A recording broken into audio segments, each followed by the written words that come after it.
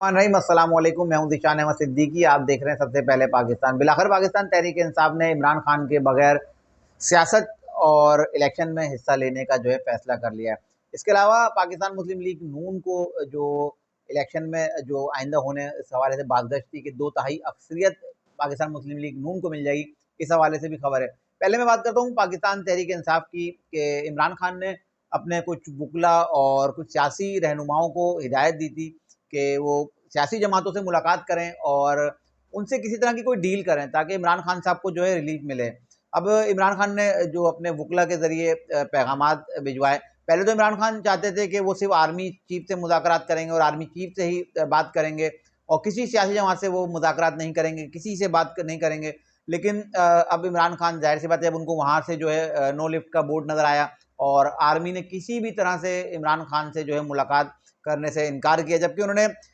सदर पाकिस्तान आरिफ अलवी और दीगर अपने जो उनके मरकज़ी रहनुमा हैं और जो इस्टेब्लिशमेंट के करीब तरीन समझे जाते हैं उनके ज़रिए पैगामात भिजवाए। लेकिन आर्मी चीफ आसिम मुनीर साहब ने तो दो टोक मना कर दिया कि भाई, क्योंकि आर्मी का जो काम है आर्मी वही काम करेगी और सियासत में किसी तरह से मदाखलत नहीं करेगी। तो जब इमरान खान साहब को पता लग गया कि आर्मी की जानिब से या इस्टेब्लिशमेंट की जानिब से मुझे कोई रिलीफ नहीं मिलना, तो उन्होंने अपने रहनुमाओं को पैगाम दिया कि आप जाएं और मुख्तलिफ सियासी जमातों से मुलाकात करें और मुझे रिलीफ दिलवाने की कोशिश करें। इमरान खान साहब को एक मैसेज दे दिया गया कि आपको जो है फ़िलहाल कहीं से रिलीफ मिलता नज़र नहीं आ रहा, क्योंकि अगर हम बात करें कि पाकिस्तान तहरीक इंसाफ के रहनुमाओं की, जिसमें अली मोहम्मद खान, असद कैसर और बैरिस्टर सैफ ने जो है मुलाकात की मौलाना फजल रहमान साहब से। लेकिन मौलाना फजल रहमान साहब से जब वो मुलाकात करके आए, मैंने उसी रात एक व्लॉग किया था, उसी व्लॉग में मैंने बता दिया था कि ये एक सियासी मुलाकात नहीं है और ये मौलाना फजल रहमान साहब की खुश दामन का इंतकाल है, उनकी ताज़ियत के लिए गए। कुछ हुई होगी सरसरी बातें, क्योंकि मौलाना फजल रहमान साहब लेवल प्लेइंग फील्ड जो मांग रहे थे, तो उस पर पाकिस्तान तहरीक इंसाफ के रहनुमाओं ने जो है मौलाना साहब का शुक्रिया अदा किया हुआ कि चलें आपने हमारे लिए बात की। लेकिन मैंने उस वक्त ये बता भी दिया था कि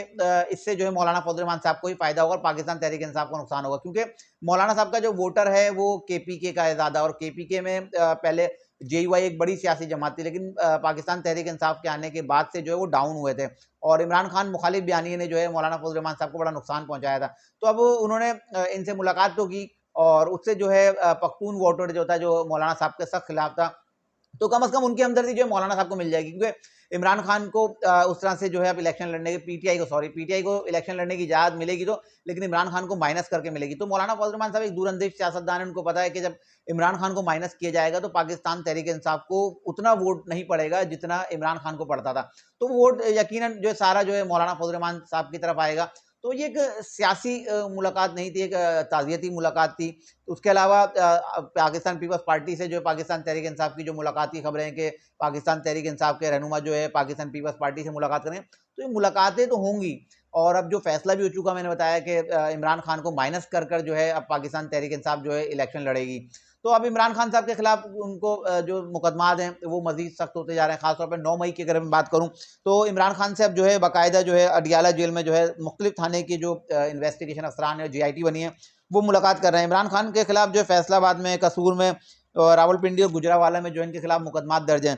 अब कसूर में 5 मुकदमात और जो उनके खिलाफ दर्ज किए गए थे, उसके जो चालान है उसमें बाकायदा इमरान खान साहब का जो है नाम डाल दिया गया है। अब फैसलाबाद और कसूर की पुलिस ने इमरान खान से तफ्तीश की है, जिसमें कसूर पुलिस का मौक़िफ़ भी आया, जिसमें उन्होंने कहा कि हमने इमरान खान को सवालनामा दे दिया है। अब रावलपिंडी और गुजरावाला में भी इनके खिलाफ मुकदमात दर्ज हैं। ज़ाहिर सी बात है, इन तमाम जगहों पे जो फौजी तनसीबात को, चौकियाँ और जो शोधा हैं, उनकी यादगार को नुकसान पहुंचाया है। तो अभी थाने की पुलिस ने जो है इमरान खान से जो है तफ्तीश करनी है और इमरान खान से जो तफ्तीश की गई है, मुख्तलिफ थानों की पुलिस ने 5-5 घंटे की जो है ये तफ्तीश की गई है। इमरान खान के खिलाफ तकरीबन 200 से ज़ायद मुकदमात अब तक दर्ज हो चुके हैं। अभी तो ये चंद थाने, जबकि अभी पेशावर और कराची के मुकदमात तो बाकी हैं और लगता यही है कि अब इमरान खान को जो है इन जो 2 थाने दीगर जो हैं, जिसमें मैंने बताया पिंडी और गुजरांवाला, पेशावर, कराची, अब यहाँ की पुलिस भी इमरान खान से तफ्तीश करने के लिए जाएगी और वहाँ इजाज़त मांगेगी कि इमरान खान से जो तफ्तीश करने की इजाज़त दिया, और उसके बाद इमरान खान की गिरफ्तारी भी मांगी जाएगी, क्योंकि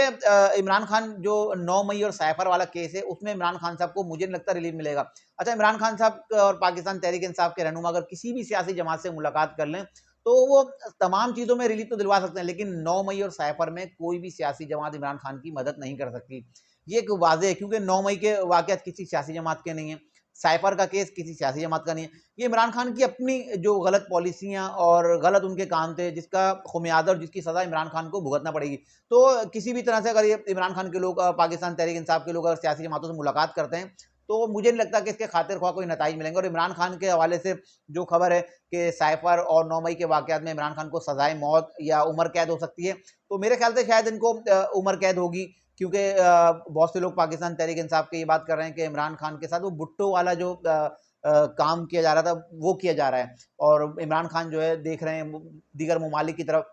इमरान खान को उम्मीद थी बरतानिया, अमेरिका, फ्रांस या दीगर कुछ अरब ममालिक जो इमरान खान की जो हिमायत कर ली, किसी ने भी इमरान खान की जो हिमायत नहीं की। तो भुट्टो से तशबीह देने की कोशिश की जा रही है कि इमरान खान के साथ जो भुट्टो वाला काम किया जा रहा है, लेकिन इमरान खान के जो मामला हैं वो सबके सामने कि उनके खिलाफ 9 मई और साइफर का जो मुकदमात है वो इंतहाई संगीन है, उसमें इमरान खान को किसी तरह से भी कोई रिलीफ नहीं मिलेगा। इसके अलावा मैं बात कर रहा था पाकिस्तान मुस्लिम लीग नून की। अब तहरीक लब्बैक पाकिस्तान और तहरीक इस्तेकाम पार्टी, इसके अलावा Jamaat Islami, MQM Pakistan peoples party, तमाम सियासी जमातें मुतहरिक हो गई हैं। और तमाम लोग, क्योंकि मैंने बताया कि जनवरी में इलेक्शन होने, तो उसका जो है 30 नवंबर तक होता है, इलेक्शन कमीशन ऑफ पाकिस्तान ऐलान भी कर दे, तो तमाम लोगों ने इलेक्शन की तैयारियां शुरू कर दी हैं। और जिस तरह से तहरीक इस्तेकाम पार्टी, तहरीक लब्बैक पाकिस्तान एक्टिव हुई है और जिस तरह से उन्होंने अपनी सियासी मुहिम का आगाज़ किया, लगता यही है कि अब जो इदारे जिन्होंने फैसला किया था कि मुस्लिम लीग नून को जो है 2/3 मेजॉरिटी दी जाएगी, तो अब मुझे नहीं लगता अब ये तमाम जो सियासी जमातें एक्टिव हुई हैं, तहरीक इस्तेकाम पार्टी, फिर पाकिस्तान तहरीक इंसाफ को जो है इमरान खान को माइनस करके जो है इलेक्शन लड़ने की इजाज़त मिल जाएगी। तो तमाम जो लंगड़ी लूली हमेशा से हुकूमतें बनी हैं, लगता है वही हुकूमत बनेगी कि पहले ये सुनने में आ रहा था कि 2/3 मेजॉरिटी मिलेगी, 2 तिहाई अक्सरियत मिलेगी मुस्लिम लीग नून को, लेकिन अब नहीं लगता,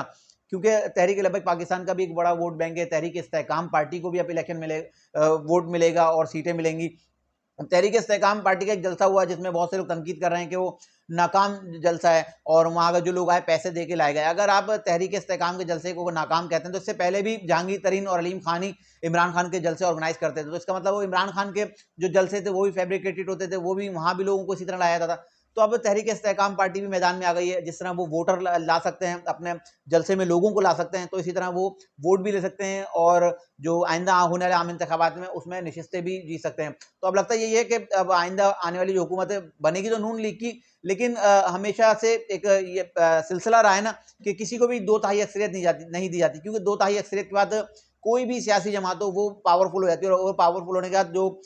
कुछ ऐसे फैसले होते हैं वो जो करने में खुद मुख्तार हो जाती है, जिससे लाने वालों को मुश्किलात पैदा होती हैं। तो इसलिए अब पाकिस्तान मुस्लिम लीग नून की हुकूमत भी जो है 2 तिहाई अक्सरियत से नहीं बनेगी, और जिसमें तहरीक लब्बैक पाकिस्तान, तहरीक इस्तेहकाम party, Pakistan Tehreek Insaf, MQM peoples party, तो तमाम को जो है कुछ कुछ नशिस्तें दी जाएंगी, और पाकिस्तान मुस्लिम लीग नून को किसी सियासी जमात से जो है इत्तेहाद करने के बाद ही जो है अब उनको हुकूमत बनाने का जो है मौका दिया जाएगा। ये थी कुछ खबरें जिसके साथ आज मैं हाजिर हुआ। इंशाल्लाह मजीद खबरों और नई तस्दीक फिर हाजिर होता हूँ, तब तक के इजाज़त दीजिए। अल्लाह हाफ़िज़।